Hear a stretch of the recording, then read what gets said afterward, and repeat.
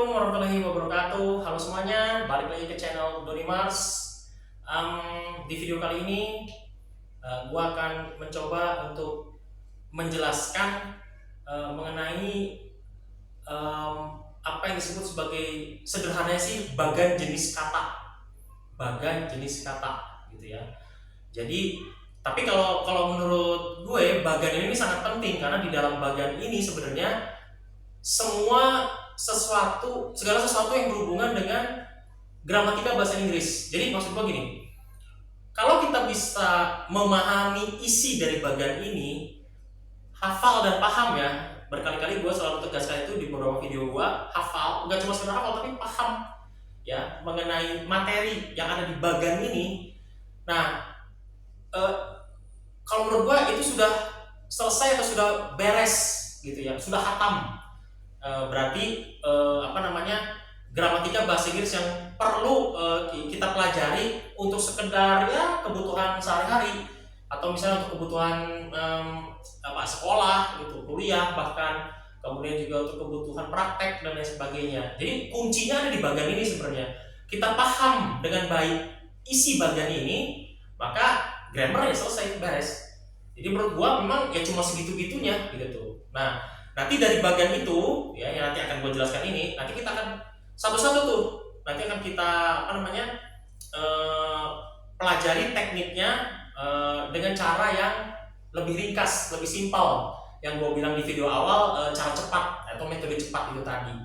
Tapi makanya di video ini gue pengen kasih tahu dulu apa sih sebenarnya harus dipelajari kalau kita mau menamatkan ya ibaratnya, atau mau memahami gramatika bahasa Inggris secara utuh atau secara komplit untuk kebutuhan yang basic aja dulu gitu, atau kebutuhan dasar aja dulu ya. Kalau menurut gua memahami ini juga udah cukup banget gitu maksudnya ya.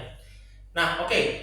Kalian akan gua tampilkan slide supaya kalian nanti bisa jelas ngeliat gitu ya, sambil gua jelaskan apa aja sih sebenarnya jenis kata yang harus kita pahami dalam mempelajari gramatika bahasa Inggris gitu. Ada apa aja sih gitu tuh. Oke, nah seperti kalian lihat di bagian berikut ini, di bagian jenis kata berikut ini, ada kotak besar ya dibagi dua sehingga ada 4 kotak kecilnya di dalamnya. Kalau gua tuh suka menganalogikannya dengan, anggap aja ini sebuah rumah, terus kita masuk ke rumah itu dan ada 4 kamar di dalamnya. Sederhananya gitu deh analoginya biar gampang ya. Jadi kita masuk ke rumah ini nih ya, rumah keluarga kata gitu ya. Nah, ada 4 kamar, kita masukin satu-satu. Nah, kamar pertama ya atau kotak pertama itu kalian bisa lihat di situ ada noun, ada pronoun. Nah, jadi udah kita kelompokkan tuh. Kalau ada noun ya pasti ada pronoun gitu. Nah, apa itu noun? Apa itu pronoun? Ya seperti kalian lihat, noun artinya kata benda. Nah, jadi di video kali ini juga kita kan belajar istilah-istilah ya, jangan sampai istilah-istilah itu lupa, kalian bingung apa sih noun, verb sama adverb bedanya apa sih gitu ya. Lah kalau adjektif itu apaan? Nah, sering lupa ini nantinya menjadi masalah gitu ya. Ketika nanti kita mau praktek gitu tuh. Nah, kita paham istilahnya dulu. Jadi noun itu kata benda ya. Pronoun kata ganti ya untuk si benda, namanya juga pronoun gitu ya. Oke, apa itu noun atau kata benda? Ya berarti namanya kata benda berarti nama-nama benda gitu ya, terbagi menjadi 2 dalam bahasa Inggris itu, yang disebut sebagai kata benda konkret atau nyata, maksudnya adalah benda yang bisa diraba oleh panca indera ya. Kemudian si kata benda konkret atau nyata ini yang bisa diraba panca indera itu terbagi 2 dulu, menjadi benda-benda yang bisa dihitung atau countable ya, dan benda-benda yang tidak bisa dihitung atau uncountable. Oke, jelas ya. Jadi kata benda itu terbagi menjadi kata benda nyata atau konkret, yang terbagi lagi menjadi kata benda yang bisa dihitung, countable, dan tidak bisa dihitung, uncountable. Bedanya apa? Oke, kata benda konkret atau nyata itu kan yang bisa diraba panca indera, yang bisa didetek oleh panca indera kita. Nah, yang bisa dihitung berarti yang bisa dihitung. Contoh benda-benda besar misalnya kayak kursi, meja, manusia, itu kan bisa dihitung ya. 1, 2, 3, 4, 5, ada berapa meja di ruangan ini, ada berapa kursi di ruangan ini, berapa buku yang saya punya, kan seperti itu. Kalau tidak bisa dihitung, berarti benda-bendanya teraba panca indera atau bisa dirasakan panca indera tapi nggak bisa dihitung. Contoh, rambut. Mungkin bisa aja, tapi makan waktu banyak banget kan. Pasir, beras gitu ya, air, nah itu tidak bisa dihitung. Jadi uncountable known contohnya itu ya, water ya air gitu ya, sand pasir gitu ya, hair rambut gitu kan. Kalau yang bisa dihitung itu berarti yang besar, benda-bendanya masih bisa dihitung, kita hitung. Nah itu. Kemudian selain benda nyata atau konkret, ada juga abstrak atau tidak nyata. Nah apa yang maksud dengan kata benda abstrak atau tidak nyata itu? Kata benda abstrak atau tidak nyata itu adalah kata benda yang berasal dari perubahan jenis kata. Oke, gue akan jelaskan apa itu kata benda abstrak atau yang berasal dari perubahan jenis kata. Kita kesampingkan dulu bahasa Inggris, kita kembali ke pelajaran bahasa Indonesia nih. Untuk memudahkan kita memahami contoh. Apa sih maksudnya perubahan jenis kata? Contoh misalnya gini, ada kata kerja, ya, ada kata kerja nih. Misalnya ajar. Kata dasarnya ajar. Ajar kan kata kerja ya. Bisa nggak dirubah ke kata benda? Bisa banget. Tinggal main imbuhan. Jadi kata kuncinya di imbuhannya atau awalan akhiran. Ajar kata kerja. Ketika dirubah menjadi kata benda, bisa menjadi pelajar. Orangnya nih, pelajar. Pengajar, orang juga gitu ya. Orang itu kan benda gitu, benda hidup, kata benda. Jadi ubah imbuhannya. Ya. Bagaimana kalau belajar itu masih kata kerja? Ya. Contoh lain misalnya, kita ambil misalnya bebas. Bebas itu kata sifat loh. Free, bebas. Rubah bebas menjadi kata benda. Hah? Kayak gimana tuh? Bebas kata benda. Bisa rubah imbuhannya atau tambahkan di awal akhiran. Kebebasan. Sekali lagi, gue ulangi ya. Kebebasan itu kata benda. Pembebas itu kata benda. Tapi kalau bebasnya itu kata sifat. Membebaskan itu kata kerja. Masih belum ngerti? Oke, gue kasih analogi sederhana. Kok bisa kebebasan jadi kata benda? Oke, gini ya. Misalnya bebas itu misalnya itu sinonimnya merdeka misalnya. Misalnya gue kasih analogi begini. Saya memberikan buku kepada Andi. Saya memberi buku kepada Andi. Buku benda nih ya. Apa bedanya dengan Inggris memberi kemerdekaan kepada Malaysia? Nah, ini contoh aja ya. Ini contoh aja nih. Ya, misalnya seperti itu. Nah, coba kemerdekaan atau kebebasan dengan buku apa bedanya? Benda kan tuh dua-duanya itu, kata benda. Secara analogi kalimat pembandingnya setara gitu tuh. Memberi buku, memberi kemerdekaan, memberi kebebasan. Berarti benda itu, makanya termasuk dalam kata benda walaupun kata dasarnya itu kata sifat. Nah, gitu. Jadi mainkan imbuhannya. Kalau dari benda ke kerja ke sifat bisa. Misalnya air itu benda. Tapi kalau mengairi jadinya kerja ya. Kemudian kalau cair sifat kan gitu. Tapi airnya itu sendiri itu kata benda. Nah, itu perbandingan dalam bahasa Indonesianya. Nah, kita kembali ke bahasa Inggris, ya sama aja, berarti mainkan imbuhan dalam bahasa Inggrisnya. Sekedar contoh misalnya gini, free itu bebas, ya kayak tadi ya, free itu artinya kan bebas ya, merdeka gitu. Freedom itu artinya kemerdekaan. Freedom. Jadi akhiran dem itu menunjukkan kata benda. Freedom. Kerja ke benda. Freedom gitu, itu kemerdekaan. Dalam artian kata benda di situ freedom itu. Nah, itu yang dimaksud dengan kata benda abstrak atau tidak nyata. Oke, kita perhatikan di slide berikut ini juga ada pronoun ya. Ya, ada pronoun. Pronoun itu kata ganti, ya. Nah, nanti ada 28 kata ganti yang terdiri dari subjek, objek, subjek milik, atau mungkin kalian kalau masih ingat di pelajaran sekolah possessive pronoun. Nah, nanti yang membedakan mungkin dengan metode yang lain, Makanya gue bilang metode kilat gitu ya, atau metode cepat. Karena gue nggak akan mencicil hafalan dan pemahaman tentang pronoun. Gue nggak akan ngajarin kalian subjeknya doang, objeknya doang, yang lainnya terpisah dan sebagainya. Enggak.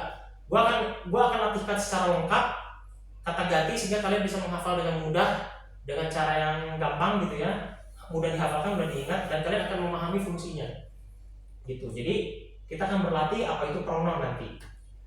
Nah, kita udah selesai di kotak pertama. Nah, kita akan lanjut ke kotak kedua, yaitu keluarga verbs ya, atau ke kamar yang selanjutnya. Kita masuk ke kamar keluarga verbs. Di situ ada verbs, adverbs, dan auxiliary verbs seperti yang kalian lihat di layar kalian. Verbs adalah kata kerja. Kata kerja terdiri dari regular verbs dan irregular verbs. Regular verbs artinya ya reguler, beraturan gitu kan, teratur gitu. Reguler berarti kata dasarnya nggak berubah. Jadi cirinya adalah kata dasarnya nggak berubah. Contoh, menonton, bahasa Inggrisnya kan watch. Nah, verb satunya watch, verb 2 dan verb 3-nya tinggal nambah ed doang. Watched, nulisnya seperti itu ya. Bacanya tetap watch. Verb ini-nya watching gitu. Nah, kata dasarnya kan tetap watch, nggak berubah. Atau misalnya yang lain, walk, berjalan. Walking gitu kan. Walked, verb 3-nya. Atau seperti kalian lihat di layar kalian, play. Playing, kan seperti itu. Kalau irregular, sebaliknya berarti kata dasarnya berubah, ngacak. Contoh misalnya pola IAU, sing seng sang, dring dreng drang, ya. Nah itu pola IAU. Atau ada lagi yang misalnya benar-benar dia ngacak aja gitu, misalnya go, went, gone. Coba kalian perhatikan dari GO ke WENT, went, jadi gone coba. Kan nggak nyambung ya gitu. Nah itu ya namanya juga nggak beraturan, irregular verbs gitu. Kemudian ada lagi eat and eaten dan sebagainya ya. Nah itu verbs atau kata kerja terdiri dari regular dan irregular. Bedanya seperti yang tadi sudah gue jelaskan. Next ada adverbs ya. Apa itu adverbs? Keterangan ya. Bisa dikatakan sebagai keterangan. Misalnya menyatakan keterangan waktu seperti yesterday, quickly dan sebagainya ya. Kemudian termasuk here, there, itu juga termasuk ya ke dalam adverbs. Nah terakhir di ruangan ini juga ada auxiliary verbs, kata kerja bantu. Nah ini yang paling penting. Gue sering bilang bahwa auxiliary verbs adalah kunci dari gramatika bahasa Inggris. Pahami auxiliary verbs, yang lainnya pasti gampang. Yang lainnya itu ngikutin, nyusul gitu. Nah kadang-kadang kita belajar kata kerja bantu atau auxiliary verbs itu parsial, terpisah-pisah. Ini yang bikin kita tuh cepat lupa atau kita ngeblank ya ketika kita ngadepin soal-soal grammar pusing. Kenapa? Karena ketika menginstal auxiliary verbs, ketika kita mungkin dulu sekolah atau kuliah itu parsial gitu. To be, kita belajar to be, baru separuh belajar to be, udah pindah lagi gitu kan. Ya kita cuma belajar Amarisnya doang, yang diingat Amarisnya doang, yang lainnya enggak. Ya udahlah gitu kan. Padahal auxiliary verbs itu harus lengkap ya. Kemudian to have, to do, dan modals. Modals juga kadang-kadang separuh-separuh. Karena banyak, ada 15 modals itu akhirnya diajarinnya 10 dulu, 5 dulu, nyicil. Akibatnya apa? Lupa. Padahal sebenarnya nggak perlu dicicil-cicil, kemampuan otak manusia itu luar biasa kok. Kalau mau dipelajari sekaligus bisa kok gitu, dengan metode yang tepat tentu saja. Nah, auxiliary verbs kata kerja bantu, nanti gua akan latihkan dengan intensif gitu ya, secara cepat, dengan beberapa metode yang akan memudahkan kalian untuk menghafal dan sekaligus paham fungsinya. Karena kata kerja bantu sesuai dengan namanya, membantu kata kerja tugasnya. Kenapa kata kerja perlu dibantu dalam bahasa Inggris? Ya karena ada 4. Verb 1, 2, 3 ing. Nah, itu yang jadi masalah. Nah, tanamkan ke dalam ingatan kalian auxiliary verbs, kata kerja bantu, to be, to have, to do modals, to be, to have, to do modals, to be, to have, to do modals. 4-4-nya itu kalian harus tahu, harus paham. Jangan cuma tahu to be doang gitu ya. Pahamkan semuanya ya. To be, to have, to do modals, to be, to have, to do modals. Ini kunci gramatika bahasa Inggris. Kalian paham ini, beres. Di kamar ketiga atau di ruangan ketiga ada preposition, conjunction, interjection. Preposition, conjunction, interjection. Shen.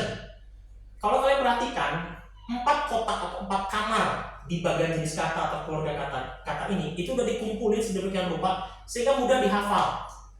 Jadi gue sih pengennya kalian tuh menginstal bagan ini di otak kalian. Makanya disebutnya kan mind mapping ya. Ini salah satu metode yang sempat gue jelaskan di video awal, yaitu mind mapping, pemetaan pikiran, pemetaan ingatan.